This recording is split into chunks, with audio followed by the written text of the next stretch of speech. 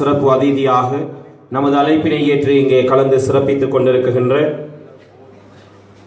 கைத்தொழில் வர்த்தகத்துறை அமைச்சரும் அகில இலங்கை மக்கள் காங்கிரசின் தலைவருமான மாண்புமிகு அமைச்சர் அல்ஹாஜ் ரிஷாத் பதியுதீன் அவர்களை அன்போடு அழைக்கின்றோம் உரை நிகழ்த்துவதற்காக.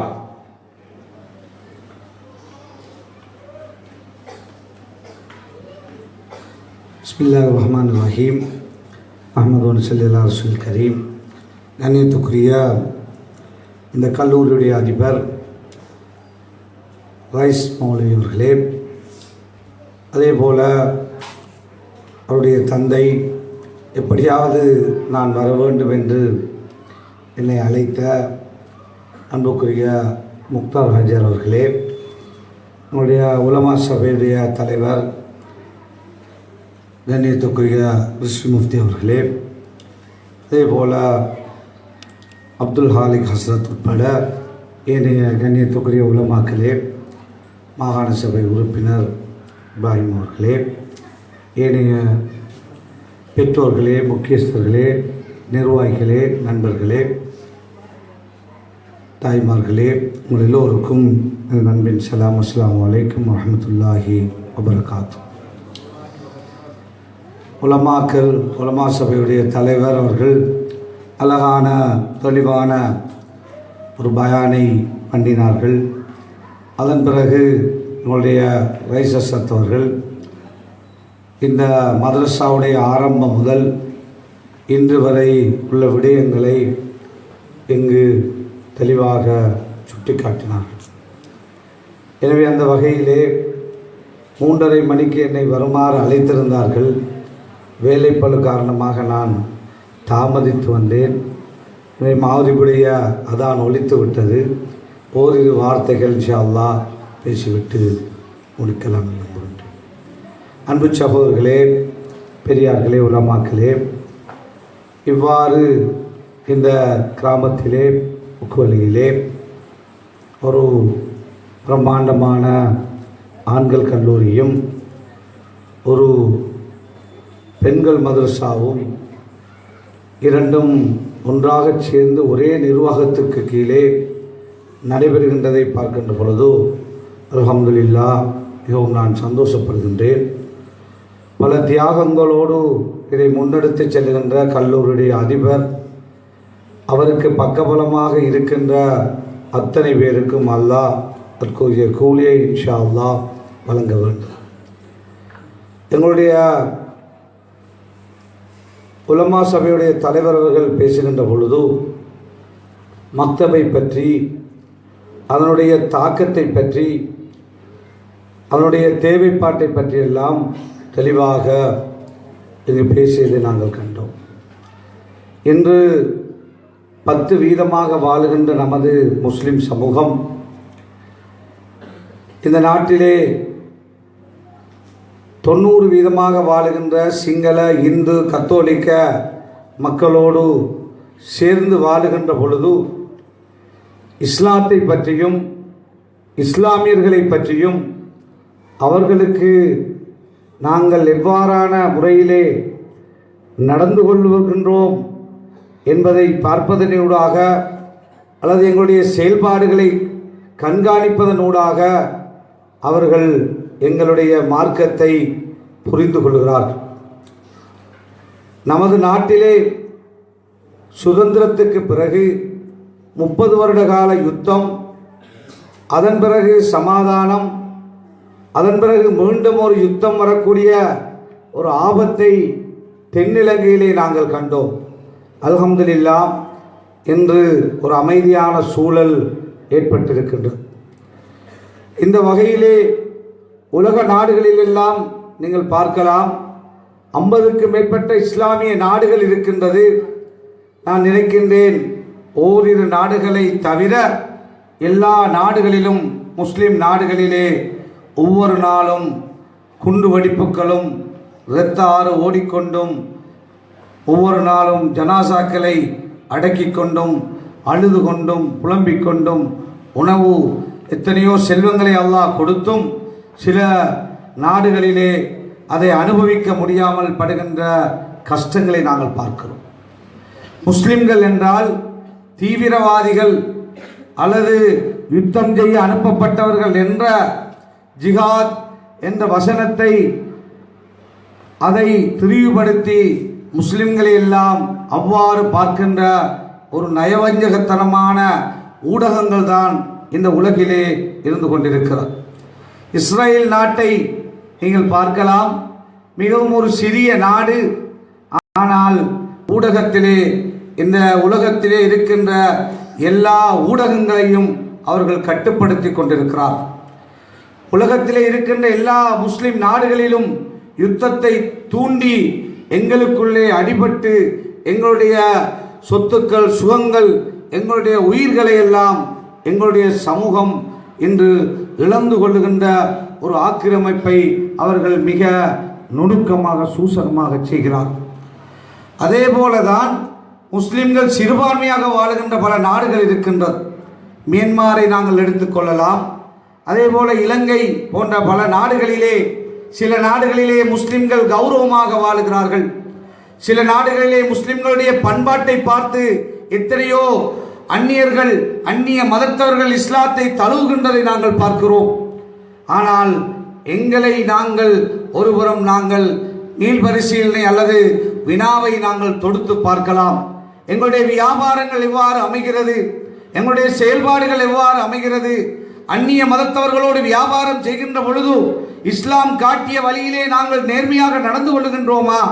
தொழில் செய்கின்ற பொழுது வட்டியை இஸ்லாம் ஹராமாக்கி இருக்கிறது, அந்த வட்டியை நாங்கள் தவிர்த்து நடக்கின்றோமா என்று நாங்கள் எங்களை ஒவ்வொரு விடயங்களையும் பார்க்கின்ற பொழுது இலங்கையிலே வாழுகின்ற 90% இஸ்லாத்தை ஏற்றுக்கொள்ளாத பௌத்த, இந்து, கத்தோலிக்க மக்கள் எங்களை பார்த்து இஸ்லாத்தை இன்று பிழையாக புரிந்து கொள்கின்ற ஒரு கஷ்டமான ஒரு காலம் தோன்றியிருக்கின்றது.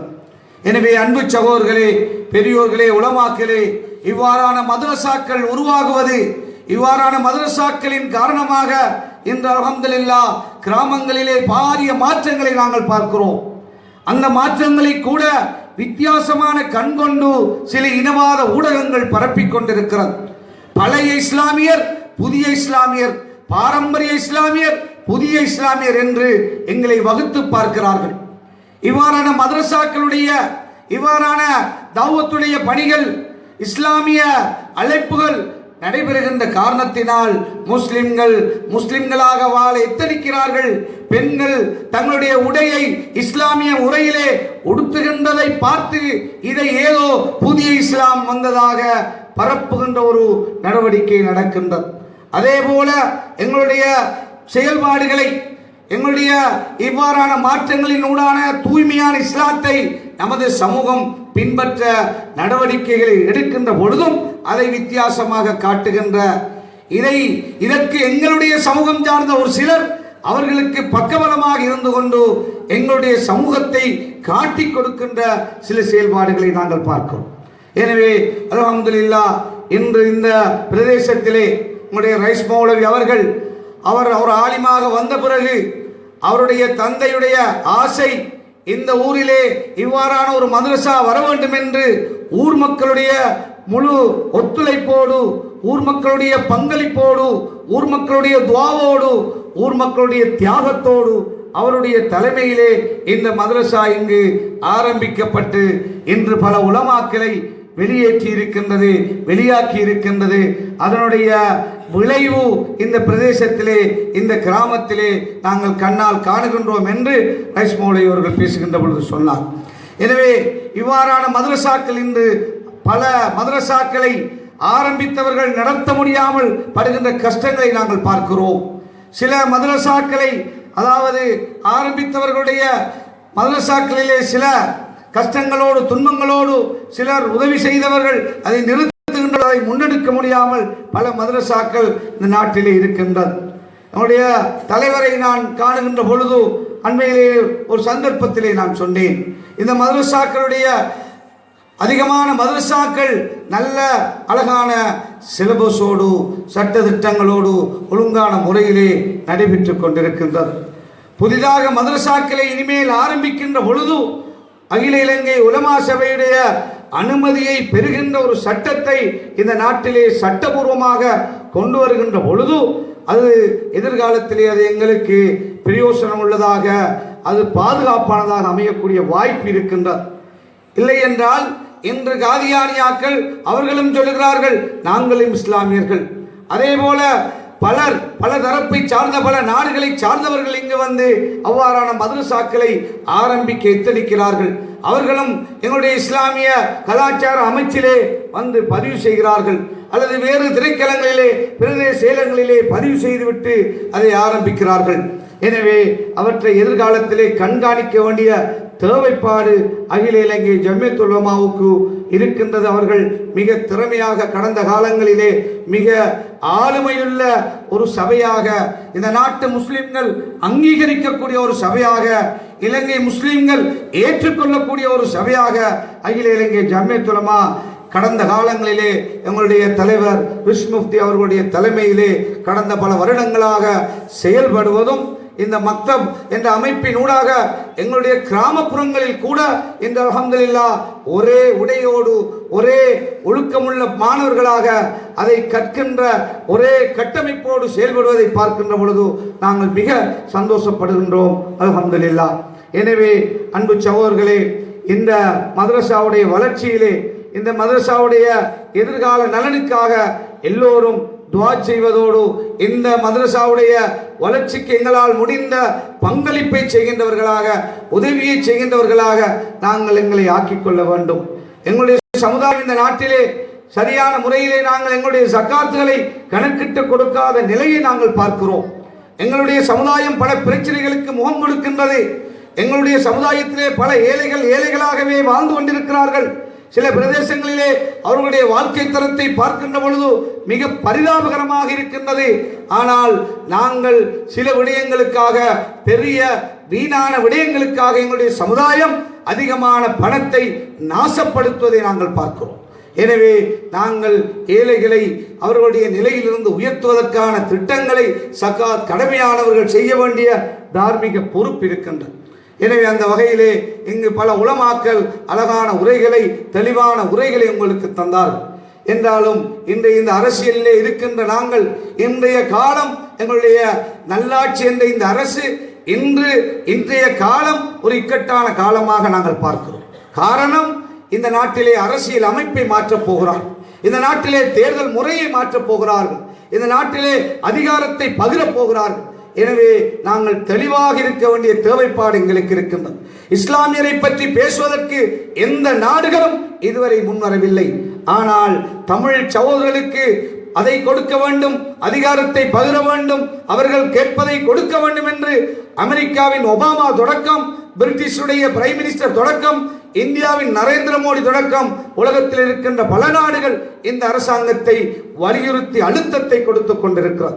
எனவே கட்சிகளுக்கு அப்பால் சமூகம் என்ற அடிப்படையிலே எங்களுடைய அரசியல் தலைமைகளும் உலமாக்களும் எங்களுடைய புத்திஜீவிகளும் ஒன்று சேர்ந்து இந்த சமுதாயம் ஆபத்தை அடைந்து விடாமல், எதிர்காலத்தில் இந்த சமுதாயம் இன்றிருக்கின்ற அரசியல் அதிகாரங்கள், இந்த சமுதாயத்திடம் இருக்கின்ற அரசியல் பலங்கள் இல்லாமலாக்கப்பட்டு விடாமல் பாதுகாக்கக்கூடிய ஒரு நல்ல தீர்வை, தேர்தல் முறை மாற்றத்தை இந்த சமுதாயத்துக்கு பெற்றுக் கொடுக்க எங்களுடைய கண்ணியத்துக்குரிய உலமா சபையுடைய தலைவர் அவர்கள் எங்களுடைய அரசியல் கட்சிகளை எல்லாம் ஒரு நாளை சந்தித்து இன்ஷா அல்லாஹ் அவசரமாக நாங்கள் வருகின்ற டிசம்பருக்கு முதல் இந்த அரசு முடிவை அறிவிக்க இருக்கின்றது.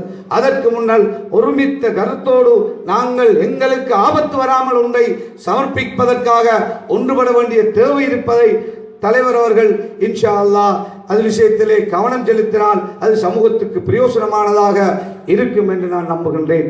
எனவே அந்த வகையிலே இந்த மதரசா எங்களுடைய முக்தார் ஹாஜார் அவர்கள் சொன்னார்கள், இங்கு மாணவிகள் கற்கிறார்கள், அவர்களுக்கு ஏதாவது பயிற்சியை வழங்கினால் ஊர் மக்களும் அதனால் பலனடைவார்கள் என்று சொன்னார்கள்.